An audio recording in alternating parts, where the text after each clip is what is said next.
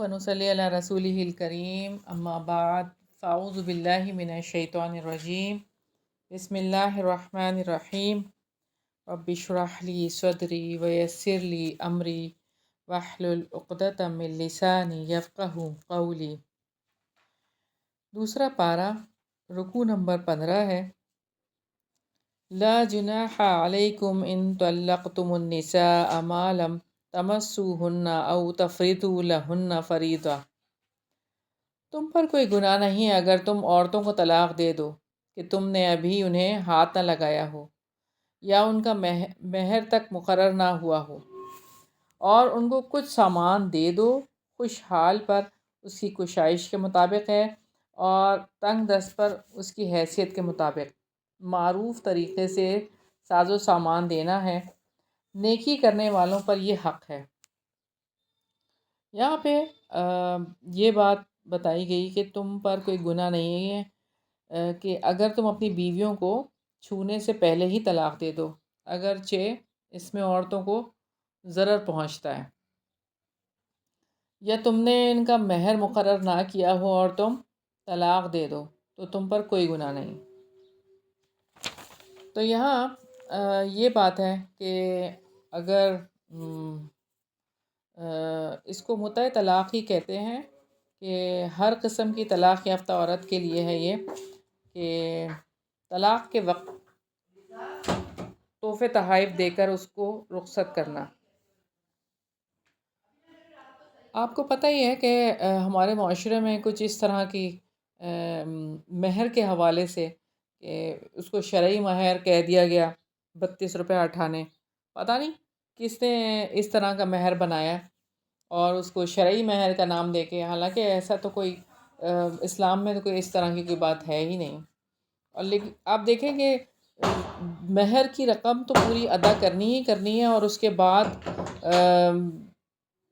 जो तहाइफ़ हैं वो अलग हैं।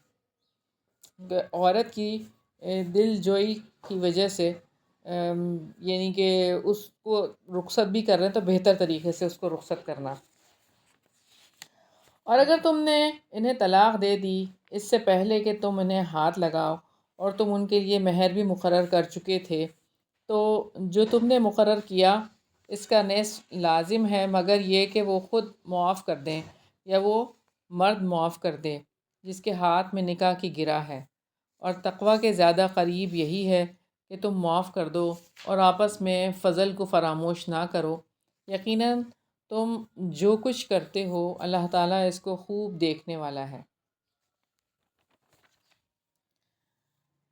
हाफ़िज़ू अला स्वलावाति वस्सलातिल वुस्ता वक़ूमू लिल्लाहि क़ानितीन। सब नमाज़ों की हिफाजत करो और ख़ुसूसन दरमियानी नमाज की, और अल्लाह ताला के लिए फरमा बरदार बनकर खड़े हो जाओ। अल्लाह ताला ने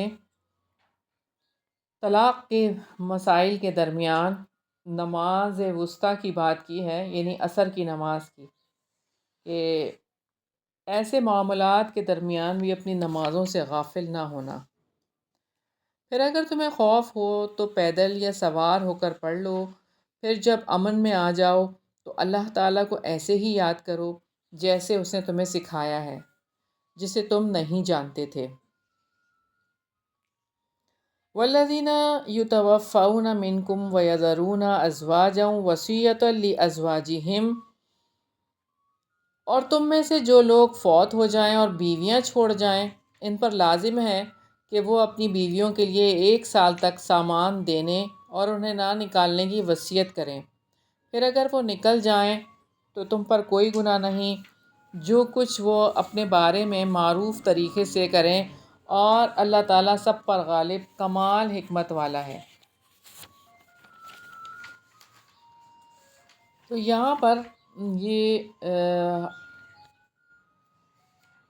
पहले का हुक्म है। बाद में जब औरत की इद्दत के बारे में अल्लाह ताला ने वाज़े कर दिया, 4 महीने 10 दिन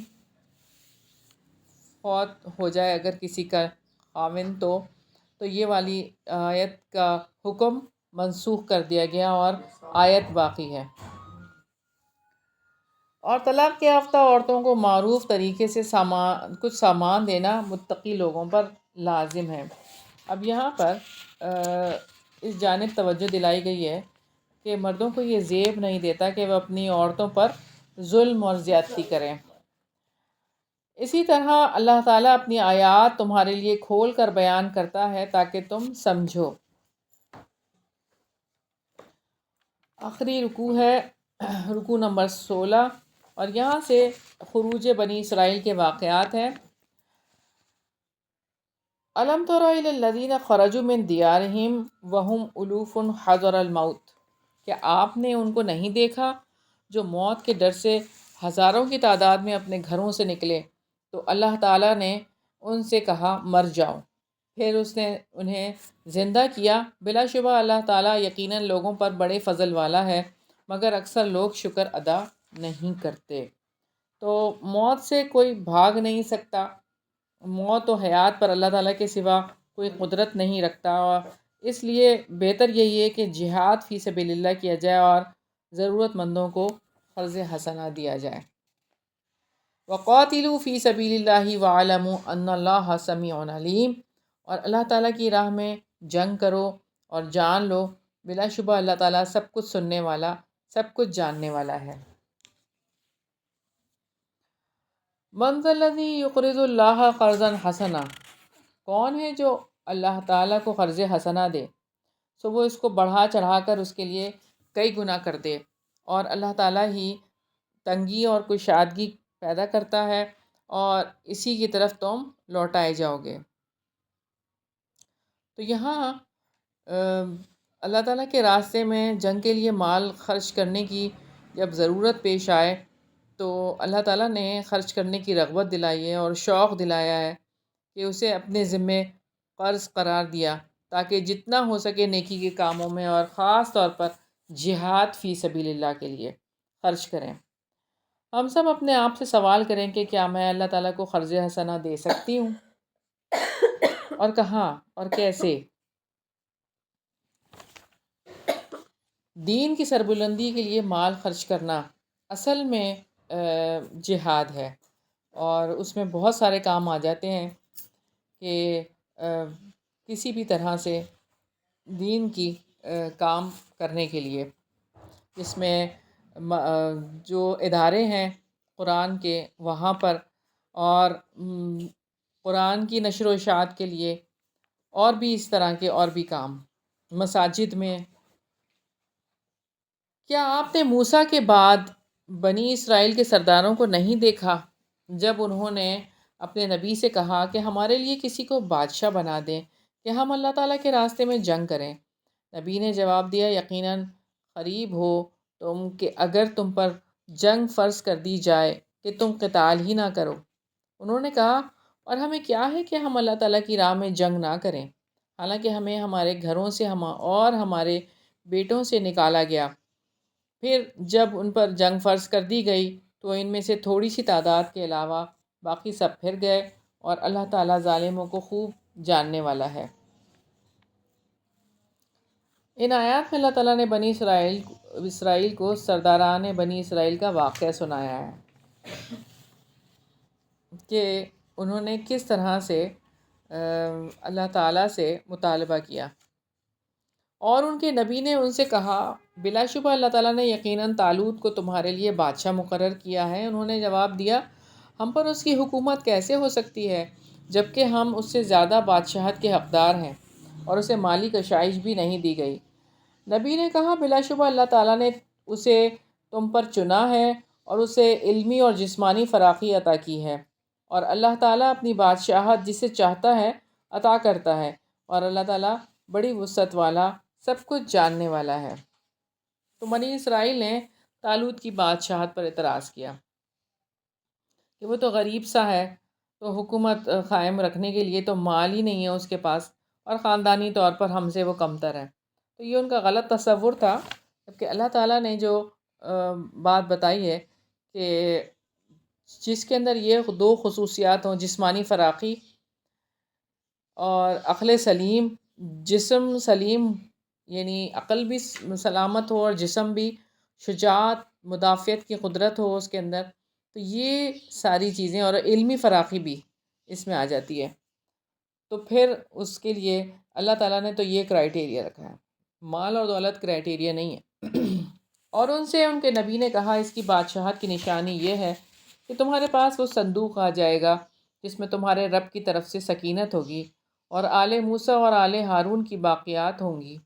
اس کو فرشتے اٹھا کر لائیں گے، بلا شبہ اس میں تمہارے لیے یقیناً نشانی ہے اگر تم مومن ہو۔ اور ایسا ہی ہوا، اور ان کے پاس ایک بیل گاڑی پر رکھی ہوئی ایک جو باکس تھا بڑا سا، جس کے اندر یہ تابوت سکینہ جسے کہہ رہے ہیں، تو یہ تھا، اور اس کے اندر حضرت موسیٰ علیہ السلام اور حضرت ہارون علیہ السلام کی باقیات تھیں، کچھ ان کی چیزیں تھیں۔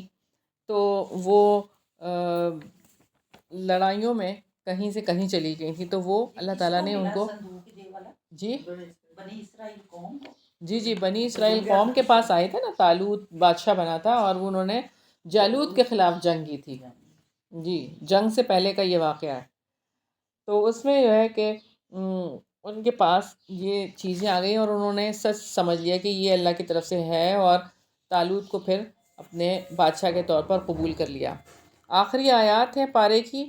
بس جب طالوت فوجوں کے ساتھ جدا ہوا تو اس نے کہا اللہ تعالیٰ تمہیں یقیناً ایک نہر کے ذریعے آزمانے والا ہے، چنانچہ جس نے اس میں سے پیا وہ مجھ سے نہیں، اور جس نے اسے نہ چکھا تو یقیناً وہ میرا ہے، مگر جو کوئی اپنے ہاتھ سے ایک چلو بھر لے۔ سو ان میں سے تھوڑے لوگوں کے سوا سب نے پیا۔ چنانچہ جب طالوت نے اور ان لوگوں نے جو اس کے ساتھ ایمان لائے انہوں نے دریا پار کر لیا، تو انہوں نے کہا آج ہم میں جالوت اور اس کی فوجوں کا مقابلہ کرنے کی طاقت نہیں۔ لیکن جو یقین رکھتے تھے کہ وہ اللہ تعالیٰ سے ملاقات کرنے والے ہیں، انہوں نے کہا کتنی ہی چھوٹی چھوٹی جماعتیں اللہ تعالیٰ کے حکم سے بڑی بڑی جماعتوں پر غالب آ گئیں، اور اللہ تعالیٰ صبر کرنے والوں کے ساتھ ہے۔ ذرا خاموشی کے ساتھ بیٹھ جائیں اور اشارتاً بات کر لیں تو زیادہ بہتر ہوگا۔ تو یہاں ہم دیکھ رہے ہیں کہ طالوت کی قیادت میں بنی اسرائیل نے عمالقہ سے جہاد کیا، اور یہاں پر ایک بات کہی گئی کہ آپ نے پانی جو ہے وہ ایک چلو یا 2 چلو پینا ہے، باقی نہیں پینا۔ لیکن جن لوگوں نے پیٹ بھر کر پانی پی لیا تو ان کے لیے پھر لڑنا مشکل ہو گیا، تو تھوڑے ہی لوگ بچے تھے کہ جنہوں نے یہ کام نہیں کیا تھا، تو انہی لوگوں نے جا کے جہاد کیا اور پھر وہ کامیاب ہو گئے۔ تو یہی بات ہے کہ تھوڑے ہی لوگ کبھی اللہ تعالیٰ کے لشکر میں ہوں اور وہ جہاد کر کے کامیاب ہو جاتے ہیں۔ اور ہم نے دیکھا کہ غزوہ بدر میں بھی 313 تھے اور وہاں 1000 کا لشکر تھا، اور کس طرح سے وہ 313 1000 پر غالب آ گئے تھے۔ اللہ تعالیٰ کی مدد ساتھ ہوتی ہے تو ہر کام آسان ہو جاتا ہے۔ وَلَمَّا بَرَزُوا لِجَالُوتَ وَجُنُودِهِ قَالُوا رَبَّنَا أَفْرِغْ عَلَيْنَا صَبْرًا وَثَبِّتْ أَقْدَامَنَا وَانصُرْنَا عَلَى الْقَوْمِ الْكَافِرِينَ۔ اور جب وہ جالوت اور اس کی فوجوں کے سامنے ہوئے تو انہوں نے دعا کی اے ہمارے رب ہم پر صبر انڈیل دے اور ہمارے قدموں کو جما دے اور کافر لوگوں کے مقابلے میں ہماری مدد فرما۔ تو یہ انہوں نے دعا کی اور جہاد کے لیے کھڑے ہو گئے۔ چنانچہ انہوں نے اللہ تعالیٰ کے حکم سے انہیں شکست دی، اور داؤد نے جالوت کو قتل کر دیا، اور اللہ تعالیٰ نے اس کو بادشاہت اور حکمت عطا کی، اور جتنا اس نے چاہا اسے علم بھی عطا فرمایا۔ اور اگر اللہ تعالیٰ بعض لوگوں کو بعض کے ذریعے سے نہ ہٹاتا رہتا تو زمین یقیناً فساد سے بھر جاتی، لیکن اللہ تعالیٰ تمام جہانوں پر بڑے فضل والا ہے۔ تو یہاں اللہ تعالیٰ کے حکم سے سیدنا داؤد علیہ السلام نے جالوت کو مار دیا، قتل کر دیا۔ اصل میں جس کے پاس اقتدار ہوتا ہے وہ تکبر میں مبتلا ہو کر ظلم کرنے لگتا ہے۔ اللہ تعالیٰ ظلم کو مٹانا چاہتے ہیں، تو اقتدار مستقل طور پر کسی ایک گروہ کے پاس رہے تو زمین ظلم سے بھر جاتی ہے۔ اس لیے اللہ تعالیٰ نے زمین سے فساد دور کرنے کے لیے اقتدار کو مستقل کسی کے پاس نہیں رہنے دیا۔ تِلْکَ آیاتُ لاہی نتلوہا علیک بالحق و انک لمن المرسلین، یہ اللہ تعالیٰ کی آیات ہیں جو ہم آپ پر حق کے ساتھ پڑھ رہے ہیں، اور بے شک آپ یقیناً رسولوں میں سے ہیں۔ تو اللہ کی جانب سے اپنے رسول کی رسالت کی گواہی ہے۔ پچھلے انبیاء کے واقعات، انبیاء کے پیروکاروں اور مخالفوں کے واقعات کا بیان ہے۔ یہ ثابت کرتا ہے کہ آپ صلی اللہ علیہ وسلم اللہ تعالیٰ کے سچے نبی ہیں، اور آپ صلی اللہ علیہ وسلم کا دین سچا ہے۔ یہاں ہمارا دوسرا پارہ مکمل ہوا۔ الحمدللہ الذی بنعمتہ تتم الصالحات۔ ہم تیسرے پارے کا آغاز کرتے ہیں۔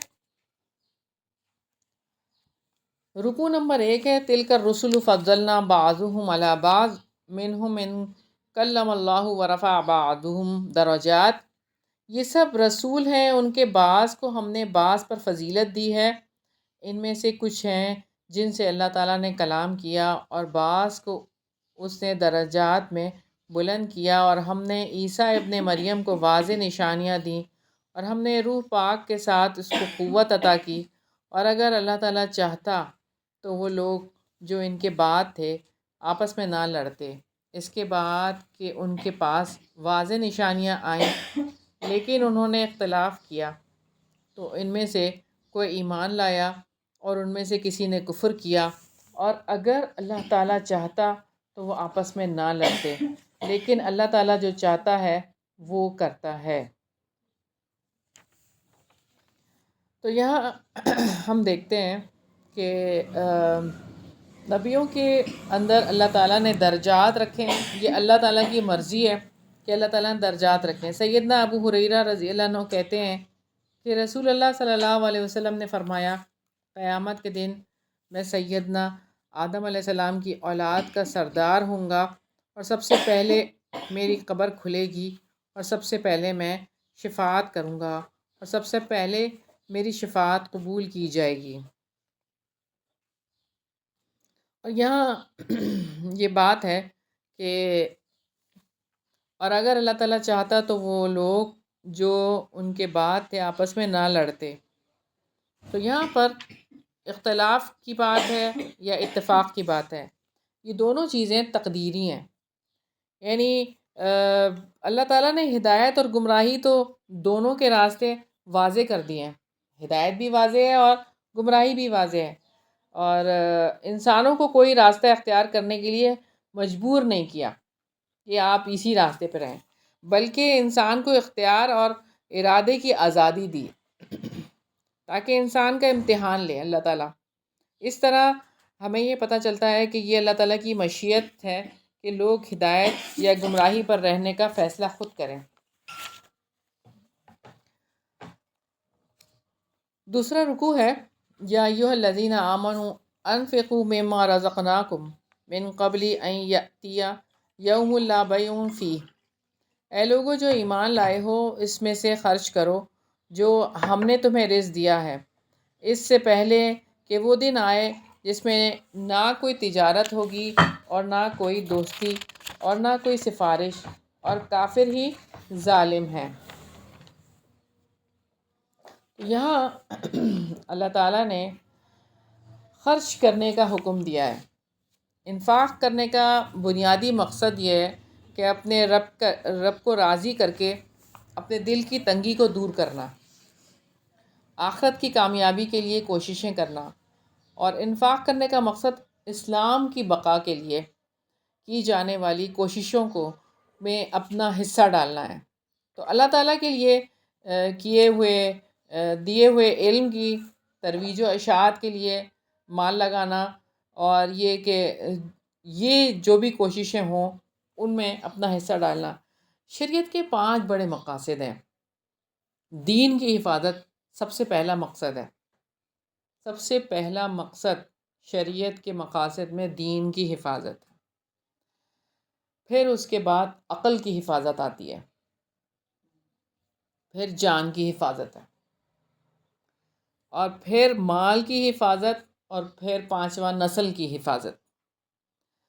تو جو دین کی حفاظت کا معاملہ ہے، آپ دیکھیں کہ جب دین ہی نہیں رہے گا، اس کی حفاظت کا کام نہیں کریں گے، تو پھر آپ کیا سمجھتے ہیں کہ ہماری نسلوں میں اسلام رہے گا؟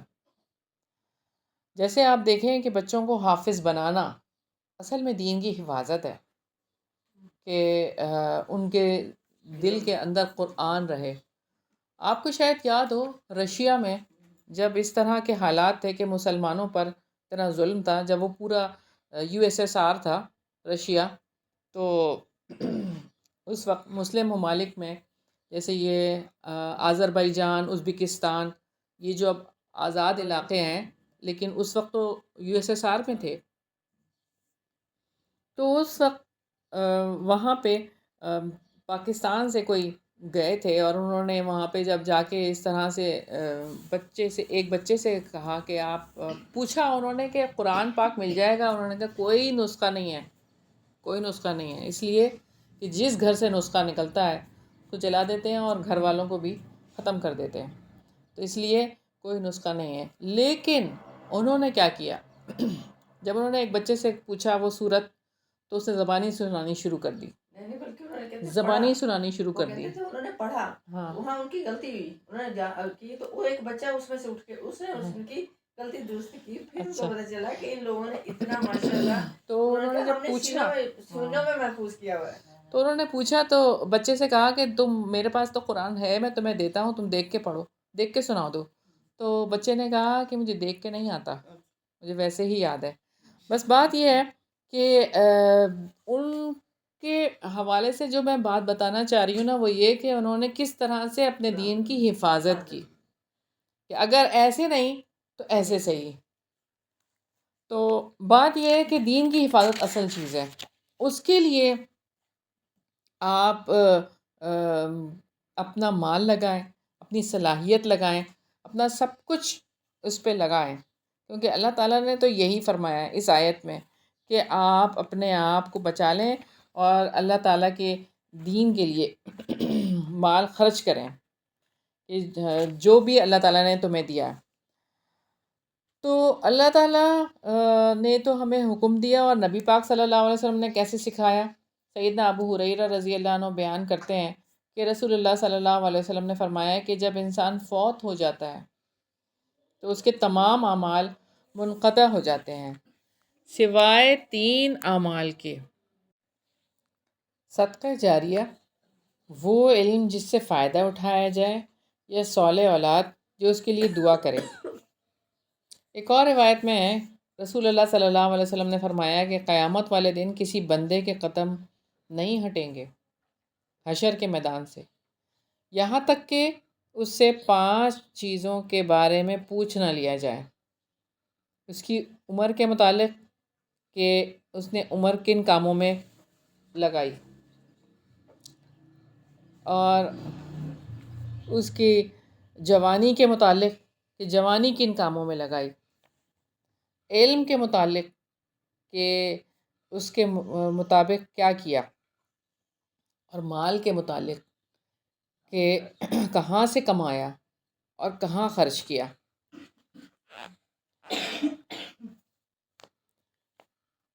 اور اس کے جسم کے بارے میں کن چیزوں میں اسے بوسیدہ کیا۔ تو یہ سوالات جب تک اس کے جواب نہیں دے دیں گے، وہ حشر کے میدان سے نہیں ہٹ سکتے۔ اللہ تعالیٰ وہ ہے جس کے سوا کوئی معبود نہیں، ہمیشہ زندہ ہے، ہر چیز کو قائم رکھنے والا ہے، اس کو نہ اونگ آتی ہے اور نہ ہی نیند، جو کچھ آسمانوں میں ہے اور جو کچھ زمین میں ہے اسی کا ہے۔ کون ہے جو اس کی اجازت کے بغیر اس کی جناب میں سفارش کرے؟ وہ جانتا ہے جو ان کے آگے ہے اور جو ان کے پیچھے ہے، اور وہ اس کے علم میں سے کسی چیز کا بھی احاطہ نہیں کر سکتے مگر جتنا وہ چاہے۔ اس کی کرسی آسمانوں اور زمین کو سموئے ہوئے ہے، اور ان دونوں کی حفاظت اسے نہیں تھکاتی، اور وہی سب سے بلند، سب سے بڑا ہے۔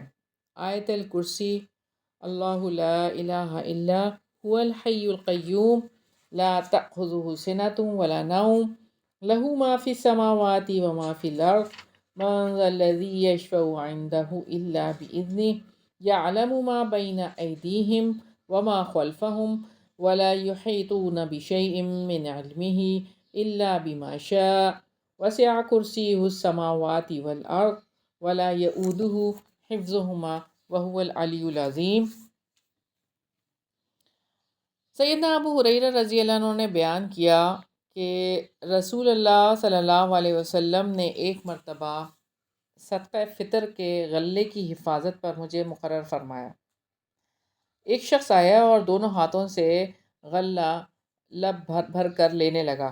میں نے اسے پکڑ لیا اور کہا کہ اب میں تجھے رسول اکرم صلی اللہ علیہ وسلم کی خدمت میں پیش کروں گا۔ اور پھر 2-3 راتیں اسی طرح ہوا کہ وہ آتا اور لینے لگتا، اور جب وہ اس کو یہ کہتے تو وہ ایسی ہی بات کرتا کہ اس کو پھر چھوڑ دیتے۔ پھر انہوں نے یہ حدیث آخر تک بیان کی۔ اس چور نے سیدنا ابو ہریرہ سے کہا کہ جب تم آخری دفعہ جب یہ ہوا واقعہ تو اس چور نے یہ کہا کہ تم اپنے بستر پر جب سونے کے لیے لیٹنے لگو تو آیت الکرسی پڑھ لیا کرو، اس کی برکت سے اللہ تعالیٰ کی طرف سے تم پر ایک نگہبان مقرر ہو جائے گا اور شیطان تمہارے قریب صبح تک نہیں آ سکے گا۔ نبی کریم صلی اللہ علیہ وسلم نے فرمایا کہ بات تو اس نے سچی کہی ہے، اگرچہ وہ خود جھوٹا ہے اور وہ شیطان تھا۔ تو یہاں آیت الکرسی کی فضیلت ہے یہ کہ ایک نگران مقرر ہو جاتا ہے، تو ہمیں ہر روز رات کو سونے سے پہلے آیت الکرسی پڑھنا بہت ضروری ہے۔ اور یہ کہ نماز کے بعد بھی، فرض نماز کے بعد بھی روایات میں آتا ہے کہ نماز کے بعد پڑھنے سے آئندہ نماز تک اللہ تعالیٰ کی حفاظت ہوتی ہے، واللہ علم۔ اور پھر یہ کہ ہم دیکھتے ہیں کہ حدیث میں آتا ہے کہ ہر چیز کی کوہان اور بلندی ہے، اور قرآن کی بلندی سورہ بقرہ ہے، اور اس میں بھی ایک ہے آیت الکرسی تمام آیتوں کی سردار ہے۔ اور آیت الکرسی میں اسلامی زندگی کی بنیاد، یعنی یہ بنیادی عقائد اس میں موجود ہے۔ ہاں جی، اور ہم دیکھتے ہیں کہ اللہ لا الہ الا ہو کی جو بات ہے نا، اس کے حوالے سے تو لا الہ الا اللہ سمجھ لیں آپ کہ ہو تو اللہ کے لیے ہے نا۔ سیدنا ابو ہریرہ رضی اللہ عنہ سے روایت ہے کہ رسول اللہ صلی اللہ علیہ وسلم نے فرمایا، جب کبھی بھی بندہ کبائر سے اجتناب کرتے ہوئے اخلاص سے، یعنی ریاکاری اور دکھاوے کے لیے نہیں بلکہ ایمان اور یقین کے ساتھ لا الہ الا اللہ کہتا ہے تو اس کے لیے آسمان کے دروازے کھول دیے جاتے ہیں، یہاں تک کہ وہ کلمہ توحید عرش تک پہنچ جاتا ہے۔ اب ذرا سوچ کے دیکھیں نا، لا الہ الا اللہ ہم یہاں کہہ رہے ہیں اور آسمان کے دروازے کھولے جا رہے ہیں، کلمہ توحید عرش تک، اللہ کے عرش تک پہنچ جاتا ہے۔ تو یہ کیا کتنی خوبصورت بات ہے۔ تو اس کا مطلب لا الہ الا اللہ کا ورد کرتے رہنا چاہیے۔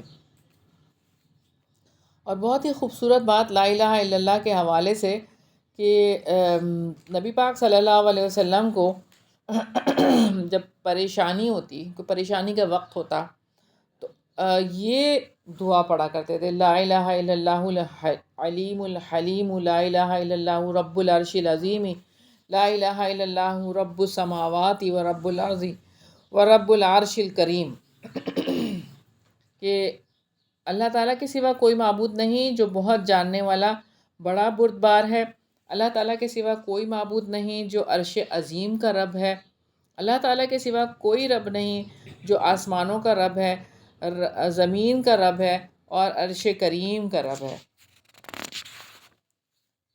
تو لا الہ الا اللہ کی کثرت کرنی چاہیے۔ اور پھر یہ بات ہے کہ لا تاخذہ سنۃ ولا نوم، نہ اس کو اونگ آتی ہے اور نہ ہی نیند۔ اس کا مطلب یہ ہے کہ اللہ تعالیٰ، ہم انسان ہیں، ہم اللہ کی مخلوق ہیں، تو اللہ تعالیٰ کے پاس تو ایک سیکنڈ کا بھی 1000واں حصہ بھی ایسا کوئی نہیں ہے کہ وہاں پر بھی جو ہے وہ اللہ تعالیٰ نے کبھی اونگ یا غفلت یا نیند یا بے خبری، اس چیز سے پوری طرح اللہ تعالیٰ پاک ہے۔ تو اللہ تعالیٰ جب ایسے ہیں اور وہ بھی ہمارے رب ہیں تو پھر ہمیں اور کیا چاہیے؟ یعلمو کی بات ہے کہ وہ جانتا ہے، تو کائنات کی تمام چیزوں کے ماضی، حال اور مستقبل کے بارے میں اللہ تعالیٰ کے علم کا کوئی بھی، یعنی کہ یہ سب چیزیں اللہ کو پہلے سے ہی پتہ ہے، آپ کا ہمارا ماضی، حال، مستقبل سب کچھ، کیونکہ وہ جس نے تقدیر لکھی ہے وہی نہ جانے۔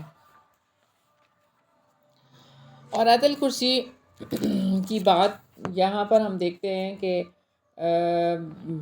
وسع کرسی السماوات والارض کی بات ہے۔ کرسی جو ہے وہ مخلوقات میں سے عرش کے بعد سب سے بڑی مستقل موجود چیز ہے، اور وہ کوئی مانوی چیز نہیں ہے، وہ ہے، اس کا وجود ہے کرسی کا۔ لا اکراہ فی الدین قد تبین الرشد من الغی فمن یکفر بالطاغوت ویؤمن باللہ فقد استمسک بالعروۃ الوثقی لا انفصام لها اللہ سمیع علیم۔ دین میں کوئی زبردستی نہیں، یقیناً ہدایت گمراہی سے صاف واضح ہو چکی، چنانچہ جو باطل معبود کا انکار کرے اور اللہ تعالیٰ پر ایمان لائے، اس نے مضبوط کڑا تھام لیا جس نے کبھی ٹوٹنا ہی نہیں، اور اللہ تعالیٰ سب کچھ سننے والا، سب کچھ جاننے والا ہے۔ سیدنا عمر رضی اللہ عنہ کا اپنے غلام اسبق نصرانی ایک تھا جو کہ مسلمان نہیں تھا، عیسائی تھا، تو اس پر آپ اسلام پیش کرتے اور وہ ہر بار انکار کر دیتا، تو آپ کہتے کہ خیر تیری مرضی، اسلام جبر سے روکتا ہے، یعنی اسلام میں کوئی زبردستی نہیں ہے، لیکن اسلام لانے کے بعد ہر کام جو اللہ تعالیٰ نے کہے ہیں وہ تو سر انجام دینے ہی دینے ہیں۔ فقد استمسک بالعروۃ الوثقی کہ مضبوط کڑا گویا کہ اس نے تھام لیا، اگر تو اس نے اللہ تعالیٰ پر ایمان لائے اور اس نے کیا کیا، اصل میں مضبوط کڑا اس نے تھام لیا، یعنی ایسا پختہ دین اختیار کر لیا جس کی بنیادیں بھی مضبوط ہیں اور عمارت بھی، اور وہ پورے اعتماد سے اس پر قائم رہتا ہے۔ تو جب دین میں داخل ہو گئے تو اس کو مضبوطی سے تھامنا ہے۔ اللہ تعالیٰ ان لوگوں کا دوست ہے جو ایمان لائے، وہ ان کو اندھیروں سے نکال کر روشنی کی طرف لاتا ہے، اور جن لوگوں نے کفر کیا ان کے دوست باطل معبود ہیں، وہ ان کو روشنی سے نکال کر تاریکیوں کی طرف لے جاتے ہیں، یہی لوگ جہنمی ہیں اور اس میں ہمیشہ رہنے والے ہیں۔ تو یہ بات ہے کہ اللہ تعالیٰ اندھیروں سے نکالتا ہے، اور اندھیروں کے لیے ظلمات کا لفظ استعمال ہوا، اور پھر یہاں پر یہ بات ہے کہ جو نور کی بات کی ہے اللہ تعالیٰ نے، نور ایک ہے، ٹھیک ہے، سنگل کے لیے آیا ہے اور نور ایک ہی ہے، اور وہ اللہ تعالیٰ، تو اللہ تعالیٰ کی طرف جو آتا ہے، روشنی کی طرف آتا ہے، روشنی ایک ہی ہے، اور جو اندھیرے ہیں وہ بہت سارے ہیں، شرک کے اندھیرے۔ رکوع نمبر 3 ہے، کیا آپ نے اس کو نہیں دیکھا جس نے ابراہیم سے اس کے رب کے بارے میں جھگڑا کیا، یہ کہ اللہ تعالیٰ نے اسے حکومت دی۔ جب ابراہیم نے کہا میرا رب تو وہ ہے جو زندگی دیتا ہے اور موت دیتا ہے، اس نے کہا میں بھی زندگی دیتا ہوں اور موت دیتا ہوں۔ ابراہیم نے کہا اللہ تعالیٰ تو بلا شبہ سورج کو مشرق سے لاتا ہے، پھر تم اس کو مغرب سے نکال لاؤ۔ تو وہ حیران رہ گیا جس نے کفر کیا، اور اللہ تعالیٰ ظالم لوگوں کو ہدایت نہیں دیتا۔ تو یہاں پر ایک بادشاہ کی بات ہے جس کے دربار میں توحید کی دعوت دی حضرت ابراہیم علیہ السلام نے کہ وہ ہم سب کا معبود ہے اور ہمارا خالق اور مالک ہے، صرف ایک اللہ ہے، تو اس نے یہ دلیل دی۔ لیکن حضرت ابراہیم علیہ السلام نے جب یہ کہا کہ ٹھیک ہے کہ اگر ایسی بات ہے تو تم سورج کو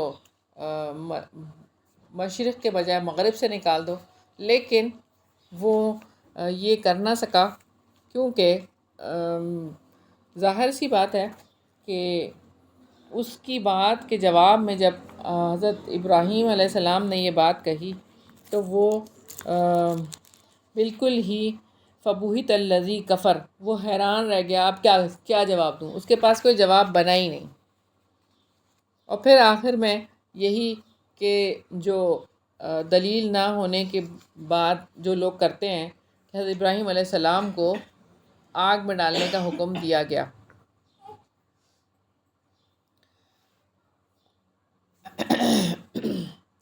یہاں پر آگے اللہ تعالیٰ نے موت اور زندگی کے حوالے سے کچھ مثالیں دی ہیں اس میں، اور وہ ہم دیکھتے ہیں۔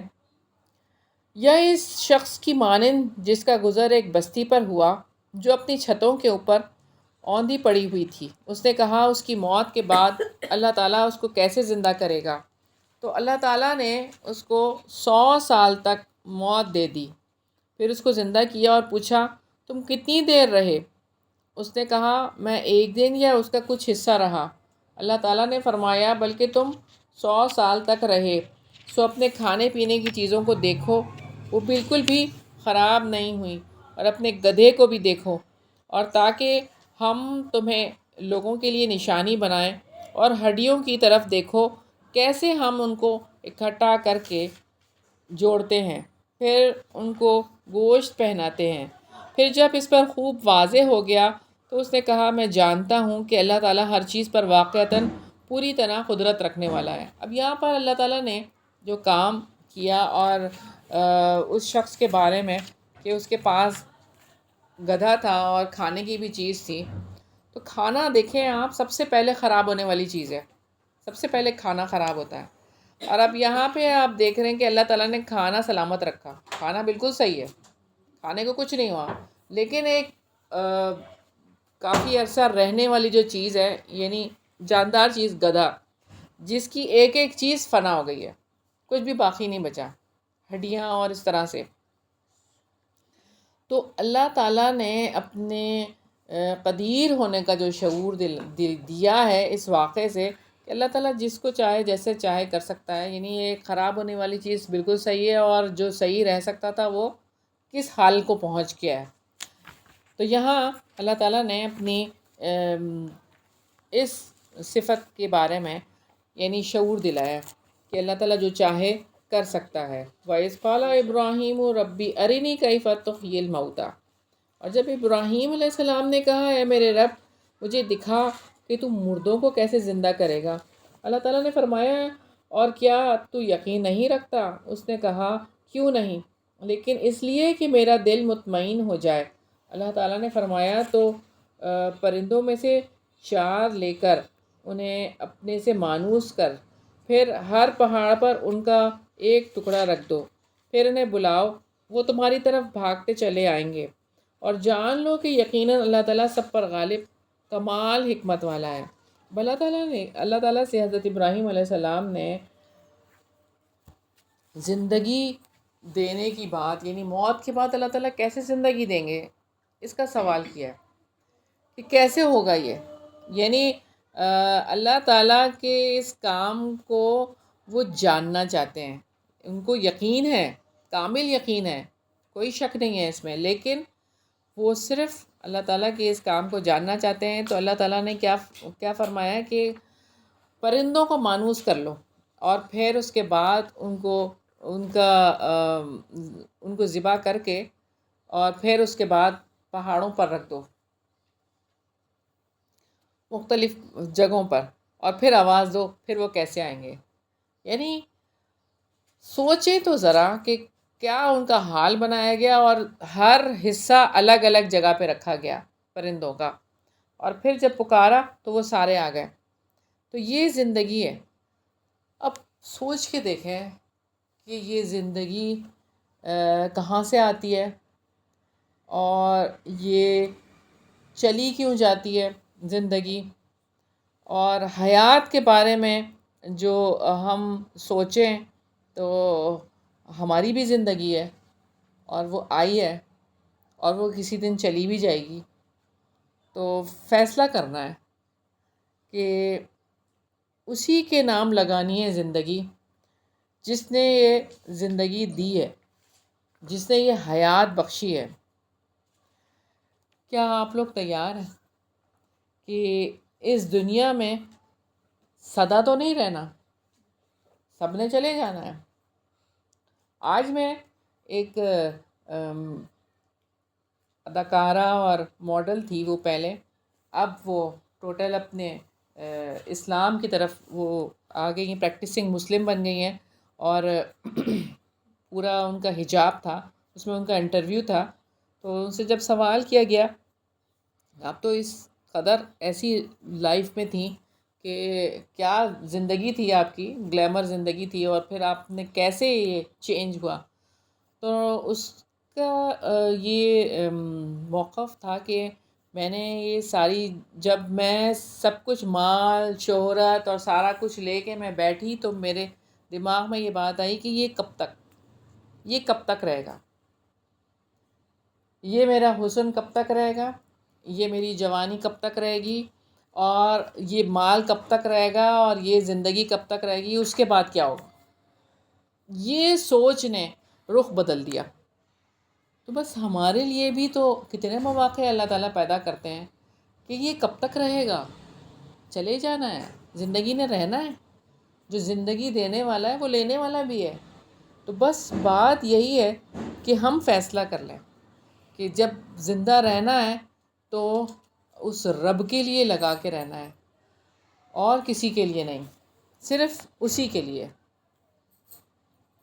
رکوع نمبر 4 ہے، مثل الذین ينفقون اموالهم فی سبیل اللہ کمثل حبۃ انبتت سبع سنابل فی کل سنبلۃ مئۃ حبہ.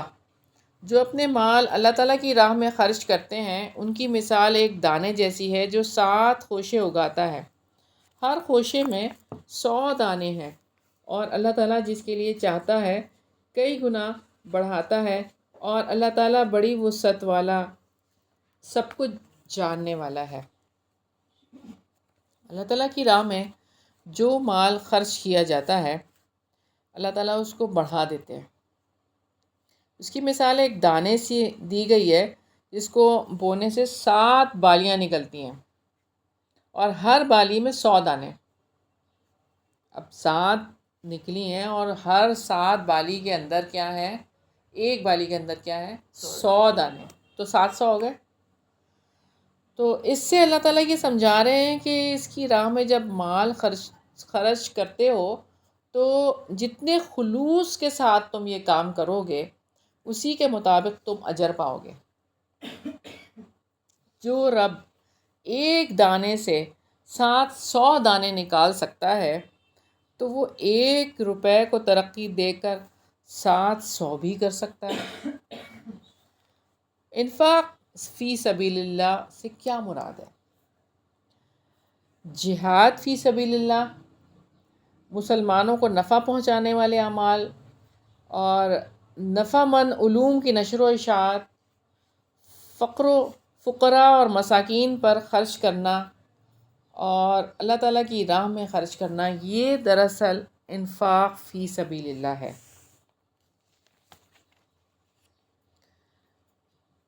سیدنا ابو ہریرہ رضی اللہ عنہ نے بیان کیا کہ رسول اللہ صلی اللہ علیہ وسلم نے فرمایا کہ اللہ تعالیٰ فرماتا ہے، انفق علیک، میری راہ میں خرچ کرو تو میں بھی تم پر خرچ کروں گا. اور آپ صلی اللہ علیہ وسلم نے فرمایا اللہ تعالیٰ کا ہاتھ بھرا ہوا ہے، رات اور دن کے مسلسل خرچ سے بھی یہ کم نہیں ہوتا. اور فرمایا تم نے دیکھا نہیں جب سے اللہ تعالیٰ نے زمین اور آسمان کو پیدا کیا ہے مسلسل خرچ کیے جا رہا ہے، لیکن اس کے ہاتھ میں کوئی کمی نہیں ہوئی. اس کا عرش پانی پر تھا اور اس کے ہاتھ میں میزان عدل ہے جسے وہ جھکاتا اور اٹھاتا رہتا ہے. تو بات یہ ہے کہ ہم اللہ کے دیے ہوئے رزق میں سے خرچ کریں گے اور اللہ تعالیٰ ہم کتنا بڑھا دیں گے. کتنا اس کو زیادہ کر دیں گے۔ الذین ينفقون اموالهم فی سبیل اللہ ثم لا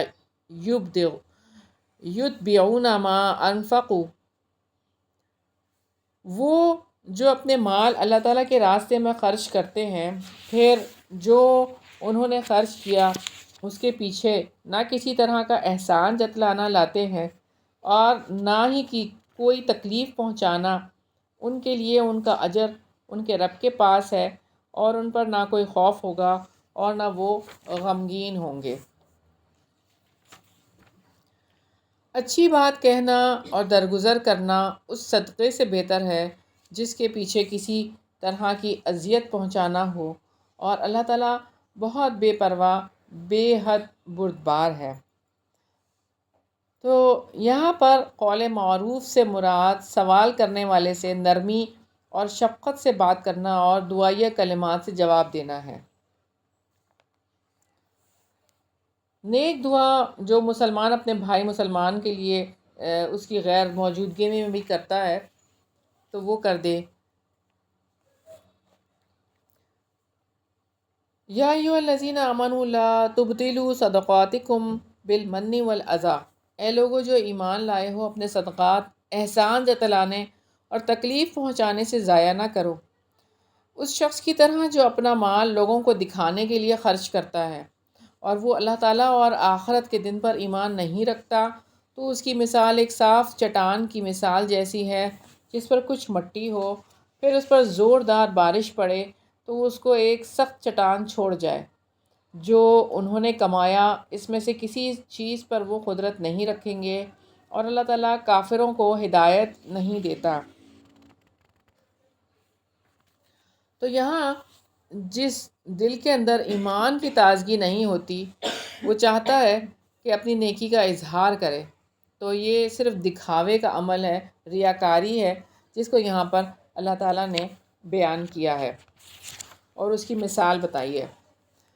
وَمَثَلُ الَّذِينَ يُنْفِقُونَ أَمْوَالَهُمُ ابْتِغَاءَ مَرْضَاتِ اللَّهِ، اور ان لوگوں کی مثال جو اللہ تعالیٰ کی رضا کی تلاش میں اور اپنے دلوں میں پختگی پیدا کرنے کے لیے خرچ کرتے ہیں، ان کی مثال ایک ایسے باغ کی مثال کی طرح ہے جو کسی اونچی جگہ پر ہو، اسے زور کی بارش پہنچے تو وہ اپنا پھل دوگنا لائے، پھر اگر اسے زور کی بارش بھی نہ پہنچے تو کچھ شبنم ہی کافی ہے، اور جو کچھ تم کرتے ہو اللہ تعالیٰ اس کو خوب دیکھنے والا ہے۔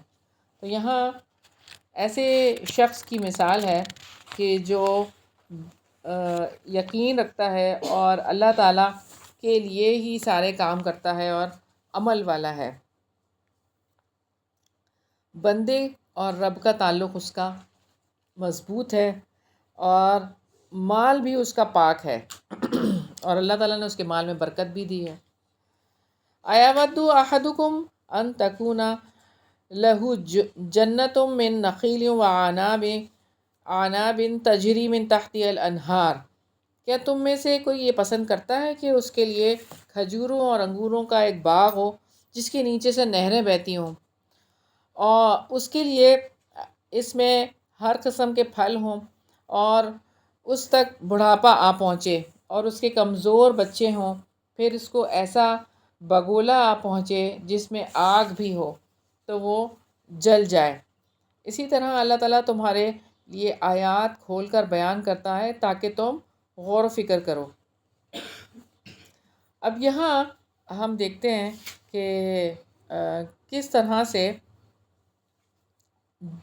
ہم نے دیکھا کہ پہلے کہ جو اللہ کی رضا کے لیے مال خرچ کرتا ہے، اب یہاں پر جو بات ہے وہ اللہ تعالیٰ مثال کے ذریعے سمجھا رہے ہیں کہ اگر تم نہیں خرچ کرتے تو اگر ایسا ہو جائے تو پھر کیا کرو، اللہ کے لیے نہیں لگا رہے تو کیا کرو گے۔ ہم یہاں دیکھتے ہیں کہ صحابہ کرام نے کس طریقے سے چاہے کم چاہے زیادہ اپنی حیثیت کے مطابق اللہ کی راہ میں مال خرچ کیا۔ غزوہ تبوک کے موقع پر کسی صحابی نے مٹھی پر کھجور، وہ مٹھی پر کھجور ہی تھے ان کے پاس پوری پونجی، ساری رات جو کام کر کے یہودی سے چند کھجوریں لے کر آئے تھے وہ اپنے گھر والوں کے پاس نہیں لے کے گئے، گھر والے بھی ان کے بھوکے تھے، ان کو تو نہیں کھلایا، لے کر آئے ہیں کہ تبوک پہ آپ صلی اللہ علیہ وسلم کو دے دیے.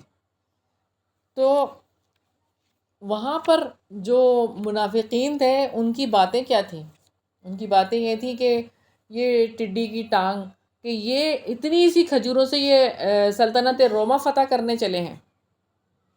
اور جب حضرت ابو بکر صدیق رضی اللہ عنہ اپنے گھر کا پورا سامان لے آئے، کوئی چیز بھی نہیں چھوڑی، تو ان پر یہ باتیں کہ یہ تو ریاکاری کرتے ہیں.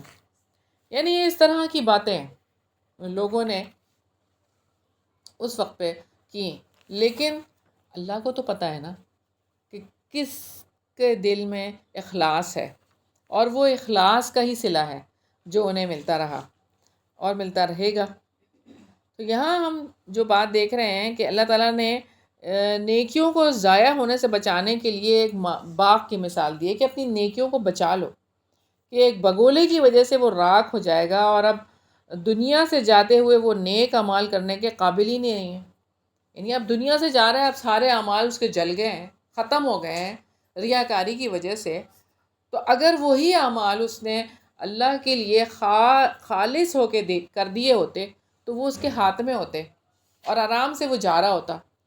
تو اپنے اعمال کے اصل میں ہم سب محتاج ہیں کہ موت کے وقت کہ ایسا عمل، یعنی کہ اعمال ہی چاہیے، اسی کا ہی فائدہ ہوگا اور اسی سے ہی امید ہوگی کہ ہمارے اعمال ہوں گے اور ہماری موت واقع ہو رہی ہوگی. تو یہ وہ صورت حال ہے جس کے بارے میں رب العزت نے ہمیں کھلی طور پر یہ آیات ہمارے سامنے رکھی ہیں کہ ہم نقصان سے بچ جائیں. اور آپ دیکھیں کہ جب اس کام میں لگیں گے، اللہ کے کام میں لگیں گے، تو یہ ذمہ داری بہت بڑی ہے. خود سیکھنا ہے، آگے سکھانا ہے اور اس کو پھیلانا ہے. ابھی ہم یہی دیکھ رہے تھے کہ دین کی حفاظت سب سے پہلا مقصد ہے، دین کی حفاظت، تو اپنے لیے بھی دوسروں کے لیے بھی. تو قرآن کو گھر گھر پہنچانا ہے، دنیا بھر تک پہنچانا ہے. یہ نہیں کہ صرف ہم نے نماز روزہ اور یہ سب چند ریچولز ادا کر لیے. نہیں، ہماری تو ذمہ داری بہت بڑی ہے. کنتم خیر امتن ہے، تو خیر امتن کا حق ادا کرنا ہے. تو دنیا بھر تک اور کچی بستیوں میں، یعنی آپ پلان کر سکتے ہیں کتنی جگہیں ایسی ہیں اور قیدیوں کے لیے، اور یہ قرآن پرووائڈ نہیں کر سکتے. رمضان کا مہینہ آنے والا ہے، سب چاہتے ہیں کہ قرآن پڑھیں، تو آپ کہیں پر بھی کوئی آپ اس طرح کا کر سکتے ہیں اپنے طور پر، یا ہم کلیکٹیولی بھی یہ کام کر سکتے ہیں. آپ لوگ مشورے دے سکتے ہیں کہ ہم کیا کر سکتے ہیں. بہرحال سر دست ہم یہ کام کر سکتے ہیں کہ اپنے گھر میں ایک کارنر بنا لیں، رمضان کارنر کے نام سے یا قرآن کارنر کے نام سے، اور وہاں پر ہم قرآن رکھیں، خوبصورت اس کو ڈیکوریٹ کریں، وہاں پہ جانماز بچھائیں، وہاں پہ ساری اس طرح کی کتابیں دین سے متعلق وہ رکھیں، اور گھر والوں کو بھی ترغیب دی جائے کہ وہ کارنر استعمال کرنا ہے، کہ وہ قرآن کارنر یا رمضان کارنر ہم نے بنایا ہے. اور پھر یہ کہ وہاں پر قرآن لکھنے کے لیے بھی میسر ہے. آپ کو شاید پتہ ہو، لکھنے والا قرآن بھی ہے کہ آپ ہلکی سی اس پہ سیاہی ہے تو اس کے اوپر ڈارک پین سے بھی لکھ سکتے ہیں. لکھا ہوا مکمل ہے لیکن اس کو آپ اس طرح سے لکھ سکتے ہیں، قرآن والقلم وما یسطرون کے نام سے. بہرحال کرنے والے کام بہت سارے ہیں. اب ہم اپنے گھر سے ہی آغاز کر لیں تو یہ بہت اللہ تعالیٰ اس میں برکت دیں گے، اور نیت اور ارادہ ابھی کر لیں. رکو نمبر 5 ہے یا ایھا الذین آمنوا انفقوا من طیبات ما کسبتم ومما اخرجنا لکم من الارض. اے لوگو جو ایمان لائے ہو، ان پاکیزہ چیزوں میں سے خرچ کرو جو تم نے کمائی ہیں، اور ان میں سے بھی جو ہم نے تمہارے لیے زمین سے نکالی ہیں، اور اس میں سے جو تم خرچ کرتے ہو گندی چیز کا ارادہ نہ کرو، حالانکہ تم خود ہی اس کو لینے والے نہیں ہو، مگر یہ کہ تم اس کے بارے میں آنکھیں بند کر لو اور جان لو یقیناً اللہ تعالیٰ بڑا بے پرواہ بے حد خوبیوں والا ہے. یہ آیت انصار کے بارے میں نازل ہوئی تھی. کھجور پکنے کے زمانے میں لوگ مسجد نبوی میں 2 یعنی دو بھی اس کے ساتھ وہ لٹکا دیا کرتے تھے، خوشے کھجوروں کے گچھے لٹکا دیا کرتے تھے، اور غریب مہاجرین اس کو کھایا کرتے تھے۔ بعض لوگوں نے ان گچھوں کے درمیان ردی کھجوریں بھی لٹکا دیں، اور یہ سمجھتے تھے کہ ایسا کرنا جائز ہے۔ اللہ تعالیٰ نے ان کے لیے تنبیہ فرما دی کہ ایسا کرنا جائز نہیں ہے۔ ہم بھی یہی چاہتے ہیں کہ ہم اپنے گھر کا کچرا نکال کر اللہ کی راہ میں دے دیں اور اتنی بڑی جنت کما لیں۔ کیا یہی نہیں کرتے؟ ہم جنت کے متلاشی ہیں، ہم جنت تو چاہتے ہیں، لیکن اللہ کی راہ میں کیا چیز دیتے ہیں؟ تو یہ سوچنے کی بات ہے نا کہ ہم کیا کر رہے ہیں۔ یہ دیکھیں کہ اگر ایک اچھے سوٹ، اچھا کھانا، اچھا بھی دینا تو دوسرا ضائع بھی نہ جائے، کسی کے کام آ جائے۔ نہیں، وہ ایک الگ بات ہے، ٹھیک ہے آپ ضائع نہ ہونے کے ڈر سے دے رہے ہیں، لیکن ہمیشہ نہیں، پورے اوور آل معاشرے کی بات کر رہی ہوں، پورے اوور آل سوسائٹی کی بات کر رہی ہوں۔ سوسائٹی میں آپ دیکھ لیں، مجھے کسی نے بتایا مسجد میں اعلان ہوا کہ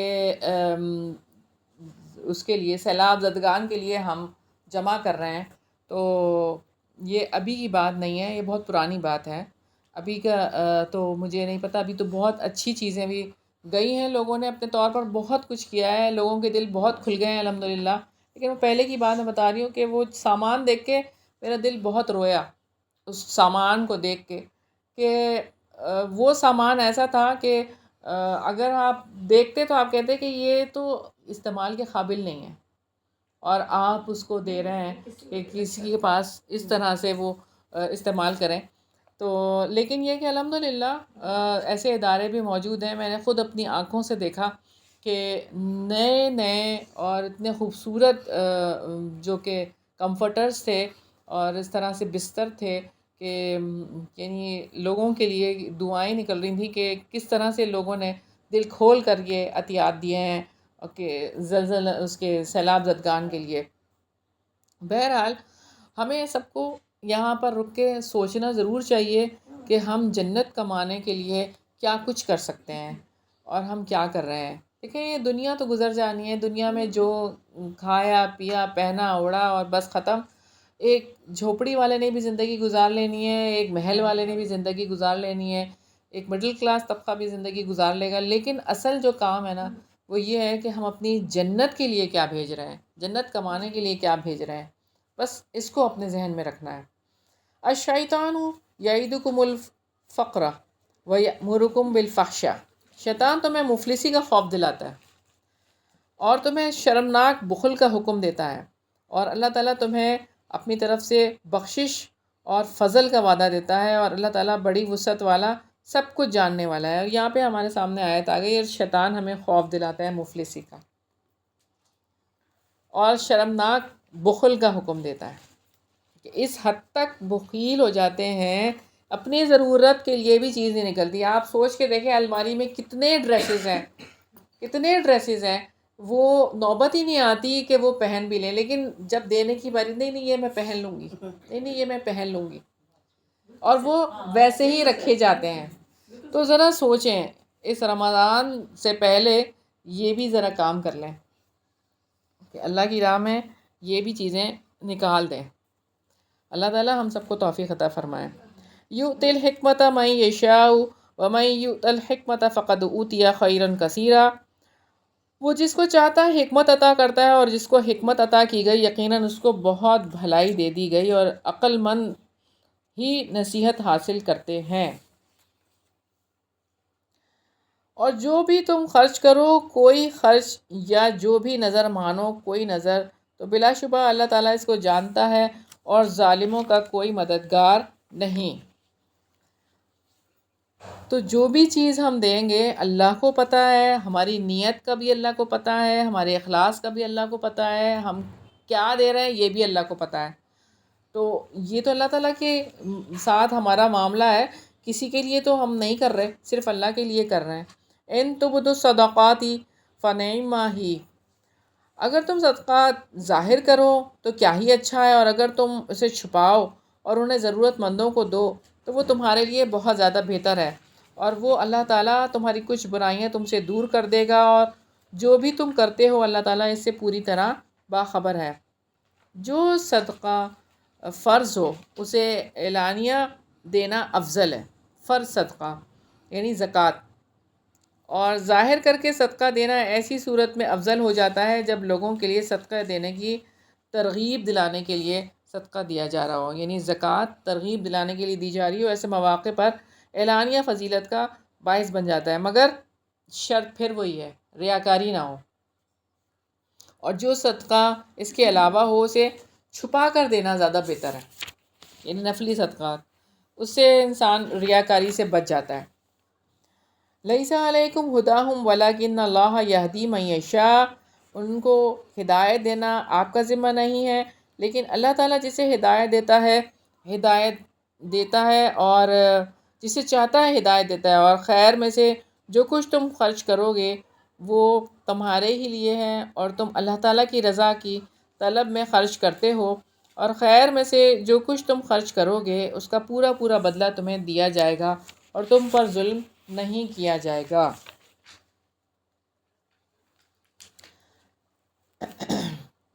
للفقراء الذین احصروا فی سبیل اللہ لا یستطیعون ضربا فی الارض، صدقات ان فقراء کے لیے ہیں جو اللہ تعالیٰ کے راستے میں روکے گئے ہوں، وہ زمین میں سفر کرنے کی استطاعت نہیں رکھتے۔ ناواقف آدمی سوال سے بچنے کی وجہ سے انہیں مالدار سمجھ بیٹھتا ہے، آپ انہیں ان کے چہرے ہی سے پہچان جائیں گے، وہ لوگوں سے لپٹ کر نہیں مانگتے، اور جو مال میں سے جو بھی تم خرچ کرو گے تو یقیناً اللہ تعالیٰ اس کو خوب جاننے والا ہے۔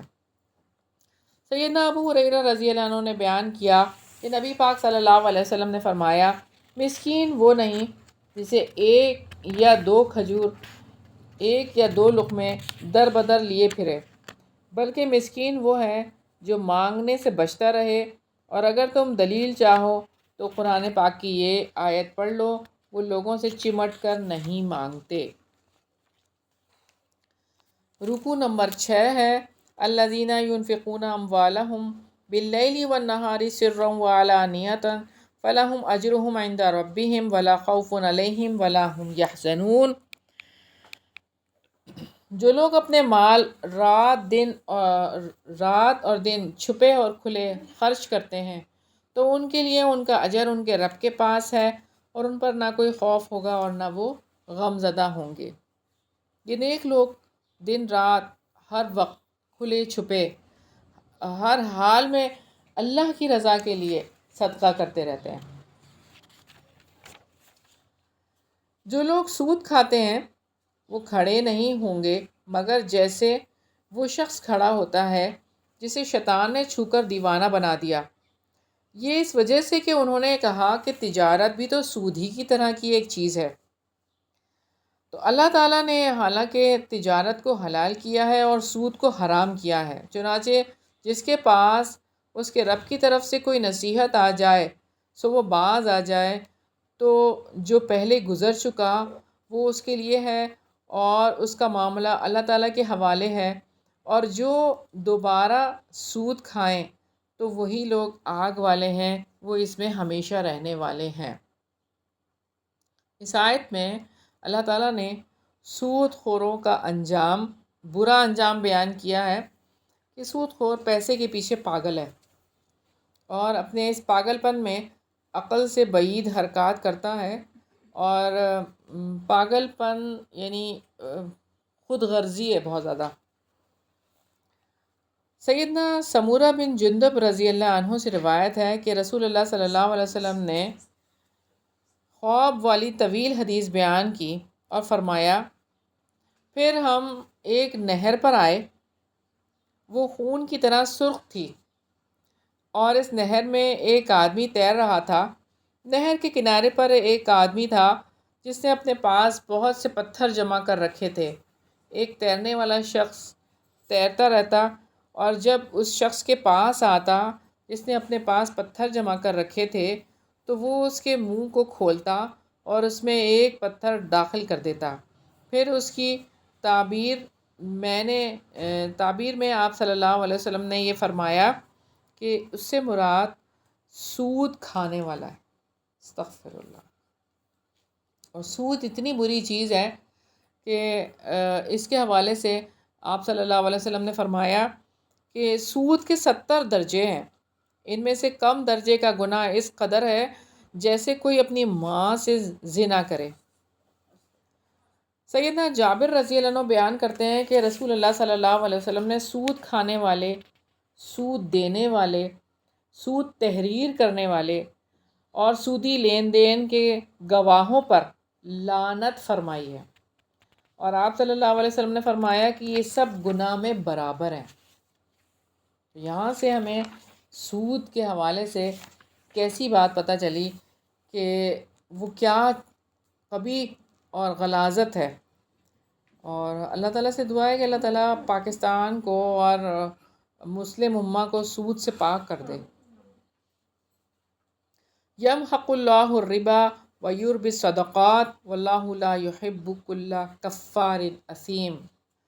اللہ تعالیٰ سود کو مٹاتا ہے اور صدقات کو بڑھاتا ہے، اور اللہ تعالیٰ کسی ناشکرے گناہ گار کو پسند نہیں کرتا. تو اب دیکھیں فتنوں کا دور ہے، کس قدر فتنے ابھر کر آ رہے ہیں. موبائل میں آپ دیکھیں کہ آپ کو سیکنڈ نہیں لگتا اور آپ کے پاس میسیج آ جاتا ہے کہ آپ کا بیلنس ختم ہو گیا، اب آپ یہ ڈلوا لیں، اور اس کے اوپر سود آپ کو دینا پڑتا ہے فوراً. جب آپ ادھار لے لیتے ہیں تو ادھار کہیں سے بھی آپ لے لیں، جو ایپس ہیں جو کہ آپ کسی کو منی ٹرانسفر کر سکتے ہیں، وہ جتنی بھی ایپس ہیں اس کے اندر بھی یہی سارا سسٹم ہو گیا ہے کہ آپ کو قرضے پرووائڈ کیے جا رہے ہیں. کسی نے کوئی میرے ہسبینڈ کے ساتھی ہیں، انہوں نے لے لی، وہ فوراً سے جیسے قرضہ آیا کہ 20,000 قرضہ فوری مل جائے گا آپ کو، فوری ان کے اکاؤنٹ میں پیسے بھی آ گئے آن لائن. اور اس کے بعد جو وہ کہتے ہیں کہ میں سود میں پھنس گیا کہ مجھے اتنی زیادہ ہیوی اماؤنٹ واپس کرنی پڑی، اور فوراً میں نے چھٹکارا حاصل کیا کہ میں اس میں نہیں پڑ سکتا. آپ دیکھیں منٹوں میں، سیکنڈوں میں آپ کو کہاں سے کہاں پہنچا دیتے ہیں، اور آپ بیٹھے ہوئے ہیں، آپ نے کہیں جانا آنا نہیں ہے، آن لائن ہو رہا ہے یہ کام. اللہ تعالیٰ ہم سب کو بچا کے رکھے، ان چیزوں سے ہماری حفاظت کرے اللہ تعالیٰ. ان الذین آمنوا وعملوا الصالحات واقاموا الصلاۃ وآتوا الزکاۃ لہم اجرہم عند ربہم ولا خوف علیہم ولا ہم یحزنون. یقیناً جو لوگ ایمان لائے اور انہوں نے نیک عمل کیے اور نماز قائم کی اور زکوٰۃ ادا کی، ان کے لیے ان کا اجر ان کے رب کے پاس ہے، ان پر نہ کوئی خوف ہوگا اور نہ وہ غمگین ہوں گے. یعنی کہ ان کے لیے ان کا کامل ثواب پھر جنت ہی ہوگا. یا ایھا الذین آمنوا اتقوا اللہ وذروا ما بقی من الربا ان کنتم مؤمنین. اللہ تعالیٰ نے نجات کا راستہ بھی بتا دیا کہ اے لوگو جو ایمان لائے ہو، اللہ تعالیٰ سے ڈر جاؤ اور جو سود میں سے باقی رہ گیا ہے اسے چھوڑ دو اگر تم ایمان والے ہو. پھر اگر تم نے ایسا نہ کیا تو اللہ تعالیٰ اور اس کے رسول کی طرف سے بڑی جنگ کا اعلان سن لو، اور اگر تم توبہ کرو تو تمہارے لیے تمہارے اصل مال ہیں، نہ تم ظلم کرو اور نہ تم پر ظلم کیا جائے. تو بات یہی ہے کہ جو سود نہیں چھوڑتا تو وہ کیا کر رہا ہے؟ بحرب من اللہ و رسولہ، اللہ اور اس کے رسول کے ساتھ جنگ ہے، کھلی جنگ ہے. تو یہ بات سمجھ نہیں آتی کہ یہ آیت سمجھ نہیں آتی؟ صاف واضح آیت ہے، یہ کوئی متشابہ بات تو نہیں ہے، بالکل واضح آیت ہے. اور اگر کوئی تنگ دست ہو تو آسانی تک اسے مہلت دینا ہے، اور تمہارا صدقہ کرنا ہی تمہارے لیے زیادہ بہتر ہے اگر تم جانتے ہو. اور اس دن سے ڈرو جس میں تمہیں اللہ تعالیٰ کی طرف لوٹایا جائے گا، پھر ہر نفس کو پورا پورا بدلہ دے دیا جائے گا جو اس نے کمایا، اور ان پر ظلم نہیں کیا جائے گا.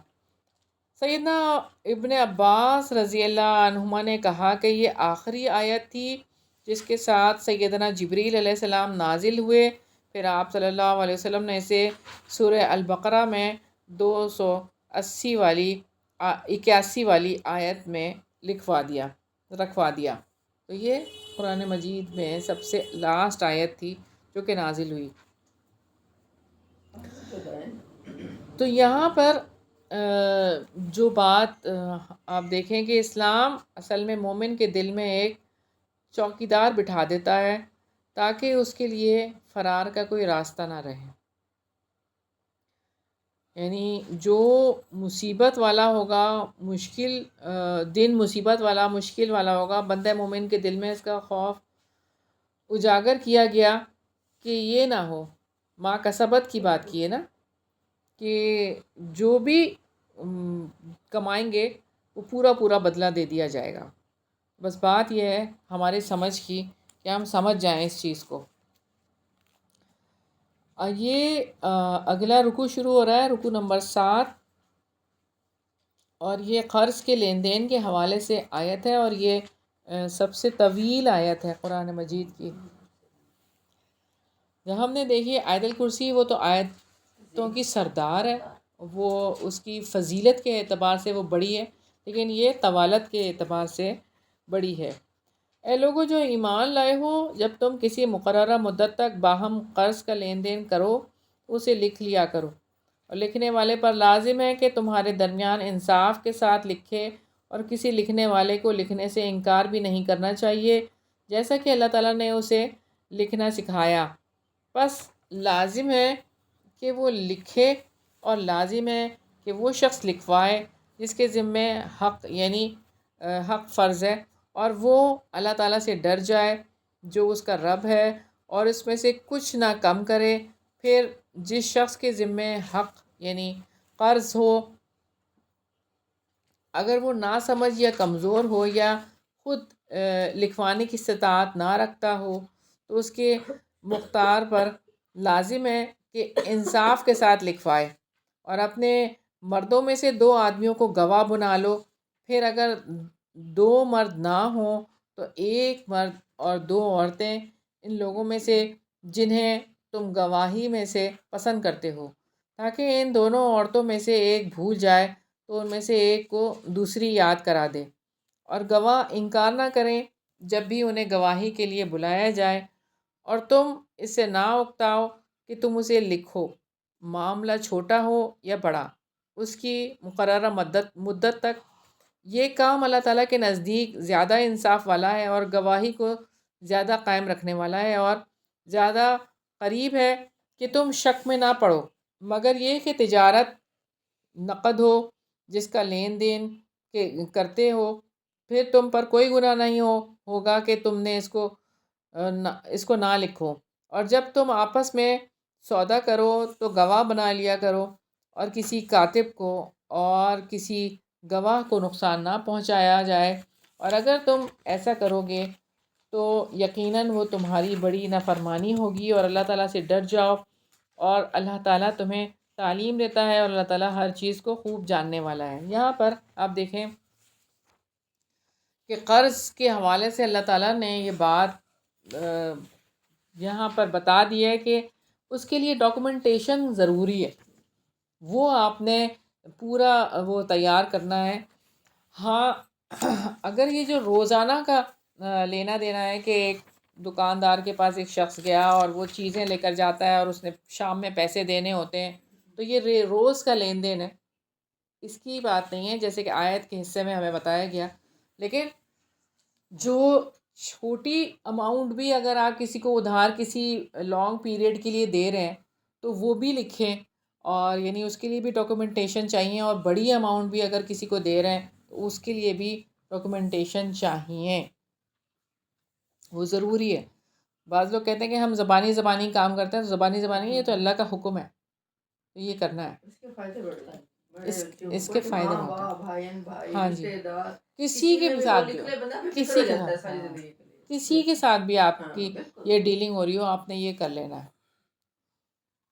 بعض اوقات خاندان میں اس نہیں مطلب آپس میں اگر بہن بھائی بھی کر رہے ہوں اور وہ لکھوانا چاہ رہے ہیں تو 2 گواہ بھی چاہیے ہوتے ہیں، تو اعتراض بھی ہوتا ہے بھائی بہن میں، مطلب اس طرح سے، مگر یہ کہ ان کو پھر یہ آیت بھی دکھا دینی چاہیے نا کہ یہ آیت ہے اس وجہ سے کر رہے ہیں، ورنہ کوئی ایسی بات نہیں۔ بڑی حکمت ہے، اللہ کی بڑی حکمت ہے، الحمدللہ، ہر ہاں کوئی جی، بے فکر ہو جاتا ہے ہاں جی، آنے والے مستقبل سے۔ ہاں جی، بالکل۔ کیونکہ اللہ ہی بہتر جانتے ہاں ہیں. جی دلوں وقت کا. جی.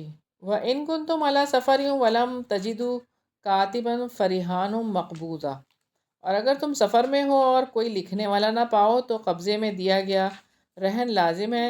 پھر اگر تم میں سے کوئی کسی پر اعتبار کرے تو جس پر اعتماد کیا گیا اس پر لازم ہے کہ وہ اس کی امانت ادا کرے، اور اللہ تعالیٰ سے ڈرے جو اس کا رب ہے، اور گواہی کو نہ چھپاؤ، اور جو اس کو چھپائے گا تو یقیناً اس کا دل گناہ گار ہے، اور جو کچھ تم کرتے ہو اللہ تعالیٰ اس کو خوب جاننے والا ہے.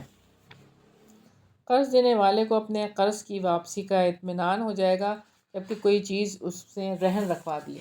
اب کوئی لکھنے والا نہیں ہے تو کیا کرے، اپنی قیمتی چیز رہن رکھوا دے کہ یہ لے لیں، میں نے آپ سے قرض لیا ہے، جب میں آپ کو پیسے واپس کروں گا تو وہ آپ میری چیز واپس لوٹا دیجیے گا.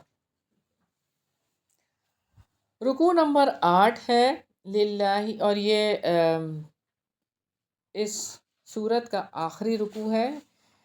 للہ ما فی السماوات و ما فی الارض وان تبدوا ما فی انفسکم او تخفوه یحاسبکم بہ اللہ فیغفر لمن یشاء ویعذب من یشاء واللہ علی کل شیء قدیر.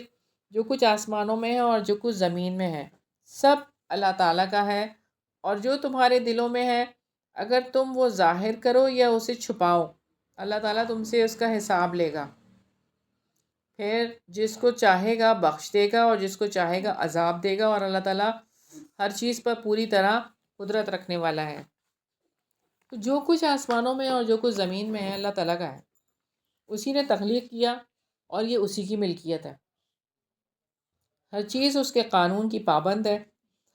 آسمانوں اور زمین کی ہر چھوٹی بڑی کثیر قلیل ہر چیز کا اللہ تعالیٰ مالک ہے، اور انسان ہر وقت اپنے مالک کی نظر میں ہے. اس کا ہر چھوٹا بڑا جو بھی کام ہے اللہ تعالیٰ کی نظر میں ہے اور اللہ تعالیٰ کی نگرانی میں ہے. اس بات کو سمجھنے کی ضرورت ہے.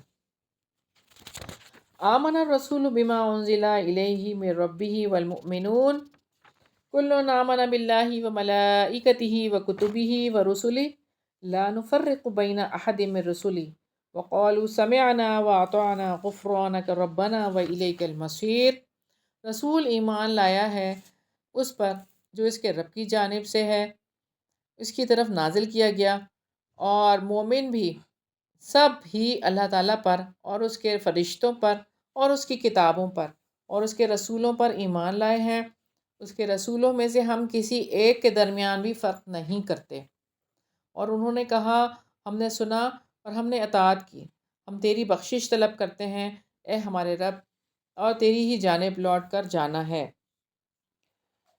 تو یہاں ہم دیکھتے ہیں کہ یہ جو آیات ہیں، دو آخری آیات، آپ صلی اللہ علیہ وسلم نے ان دو آیات کے بارے میں فرمایا ہے کہ یہ عرش کے خزانے سے آپ صلی اللہ علیہ وسلم کو عطا کی گئیں.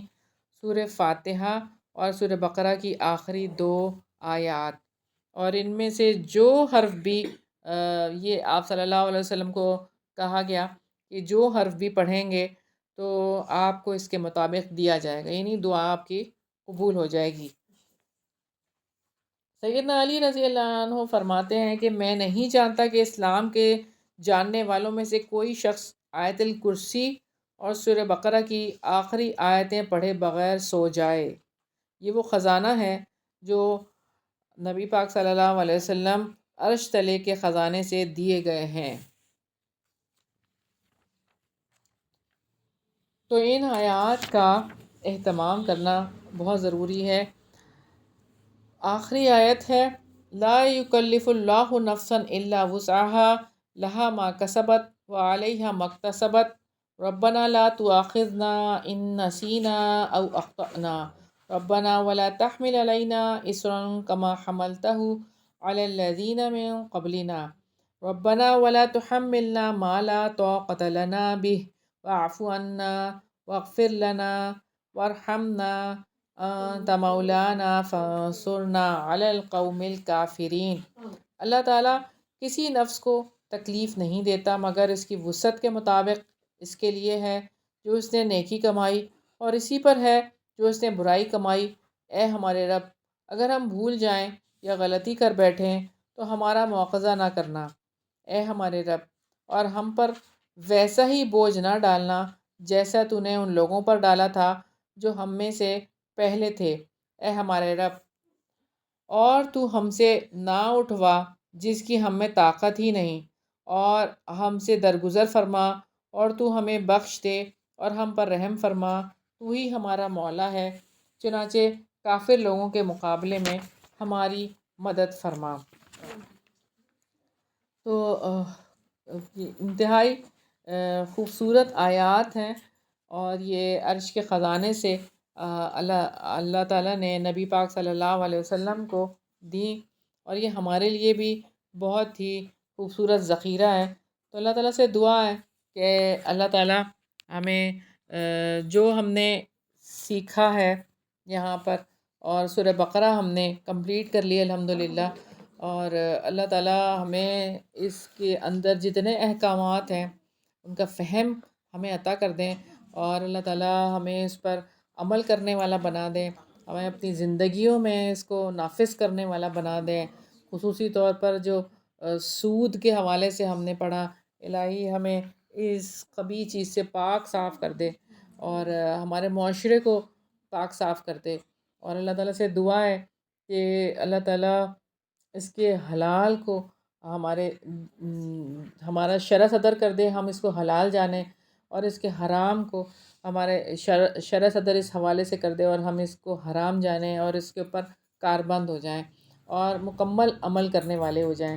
اور یہاں پر جتنے بھی حاضرین ہیں ان کے دلوں میں جو بھی دعائیں ہیں، یا الہی ان سب کے دلوں کی دعاؤں کو قبول فرما لیجئے، اور الہی آپ سے دعا ہے کہ ہمیں قرآن مجید کی برکتوں سے محروم نہ کرنا، ہم جب تک زندہ ہیں ایمان کی سلامتی کے ساتھ ہمیں زندہ رکھنا، اور کلام پاک سے ہم کو جوڑ کر رکھنا کسی بھی طرح سے، یا تو پڑھنے والے بنا دینا یا پڑھانے والے بنا دینا، یا الہی یا رب العزت کثرت سے تلاوت کرنے والا بنا دینا، دن میں بھی رات میں بھی، ہر وقت کہ ہم اس سے فیضیاب ہوتے رہیں۔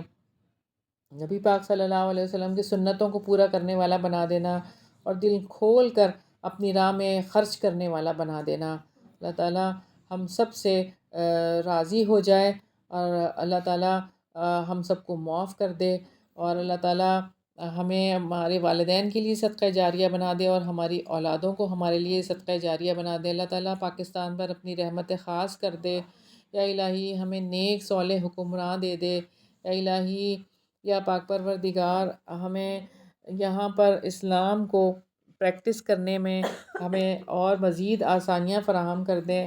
اللہ تعالیٰ ہمارے لیے اس جگہ کو پرامن جگہ بنا دے، پاکستان کو پرامن بنا دے، یا الہی سارے جو مسئلے مسائل ہیں الہی آپ جانتے ہیں، الہی ان سب سے ہمیں خلاصی دے دیجئے، یا الہی یا پاک پروردگار ہم سب کی دعاؤں کو قبول فرما لیجئے۔